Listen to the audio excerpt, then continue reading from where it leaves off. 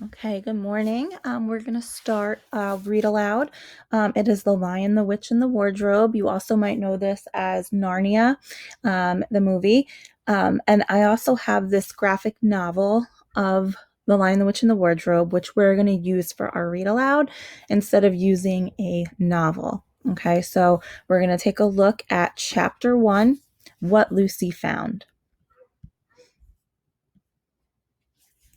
Once there were 4 children whose names were Peter, Susan, Edmund, and Lucy. This story is about something that happened to them when they were sent away from London during the war because of the air raids.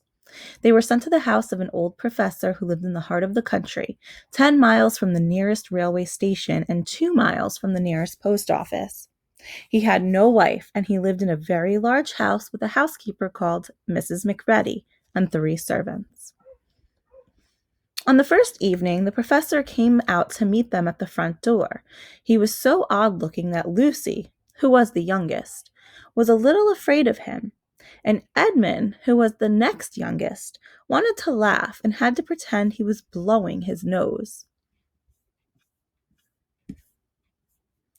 As soon as they had said good night to the professor and gone upstairs on the first night, the boys came into the girls' room and they all talked it over. We've fallen on our feet, and no mistake. This is going to be splendid. That old chap will let us do anything we like. I think he's an old dear. Oh, come off it. Don't keep on trying to talk like mother. Hadn't we all better go to bed? There's bound to be a row if we're heard talking in here. No, there won't. I'll tell you, this is the sort of house where no one's going to mind what we do. What's that noise? It's only a bird, silly. It's an owl. This is going to be a wonderful place for birds. I say, let's go and explore tomorrow. You might find anything in a place like this. There might be eagles. There might be stags. There'll be hawks. But when morning came, of course it would be raining. Do stop grumbling, Ed. It's bound to clear up in an hour or so. In the meantime, there's a wireless and lots of books. Not for me. I'm going to explore in the house. Come on. It was the sort of house that you never seemed to come to the end of, and it was full of unexpected places. They looked into one room that was quite empty except for a big wardrobe. They all trooped into the room and trooped out again. All except Lucy. Looking inside, she saw several long fur coats hanging up. She took a step in, then a step further, then 2 or 3 steps, and then she saw there was a light ahead of her. Lucy felt a little frightened, but she felt very inquisitive and excited as well. She began to walk forward over the snow towards the light. In about 10 minutes, she reached it and found it was a lamppost. As she stood looking at it, wondering why there was a lamppost in the middle of a wood, she heard a pitter-patter of feet coming towards her. A very strange person stepped out from among the trees. He was only a little taller than Lucy. From the waist upward, he was like a man, but his legs were shaped like a goat's, and instead of feet, he had goat's hooves. Goodness gracious me! Excuse me, I don't want to be inquisitive, but should I be right in thinking you are a daughter of Eve? I don't quite understand. My name's Lucy. But you are, in fact, human? Of course I'm human. To be sure, how stupid of me, but I've never seen a daughter of Eve before. I am delighted. Allow me to introduce myself. My name is Tumnus. I am very pleased to meet you, Mr. Tumnus. And may I ask how you have come into Narnia? Narnia? What's that? This is the land of Narnia, all that lies between the lamppost and the great castle of Cair Paravel. And you? You have come from the wild woods of the west? I got in through the wardrobe in the spare room. It's only just back there, at least I'm not sure. It is summer there.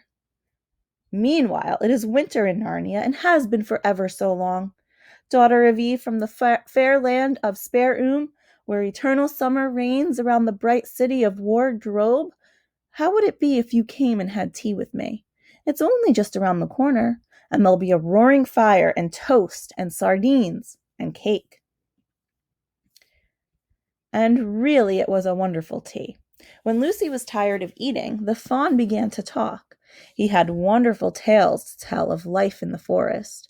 He told about the midnight dances, about long hunting parties after the milk, white stag who could give you wishes, if you caught him, and about feasting and treasure seeking with the wild red dwarfs, and then about summer when the woods were green and Bacchus himself would come to visit them, and then the streams would run with wine instead of water, and the whole forest would give itself to jollification for weeks on end. Not that it isn't always winter now. Then, to cheer himself up, he took out from its case a strange little flute that looked as if it were made of straw, and began to play. And the tune he played made Lucy want to cry, and laugh, and dance, and go to sleep all at the same time. It must have been hours later when she shook herself and said, "Oh, Mr. Tumnus, I'm so sorry to stop you, but really I must go home. I only meant to stay for a few minutes. It's no good now, you know." "No good? What do you mean? I've got to go home at once. The others will be wondering what has happened to me." "Mr. Tumnus, whatever is the matter? Mr. Tumnus, don't. Aren't you well? Dear Mr. Tumnus, what is wrong?" "Oh, oh, oh, I'm crying because I'm such a bad fawn." "I don't think you're a bad fawn at all. I think you are a very good fawn." "You wouldn't say that if you knew. No, I'm a bad fawn. I don't suppose there ever was a worse fawn since the beginning of the world." "But what have you done?" "I'm in the pay of the White Witch." "The White Witch? Who is she?" "It is she who makes it always winter and never Christmas. Think of that." "How awful. But what does she pay you for?" "I'm a kidnapper for her.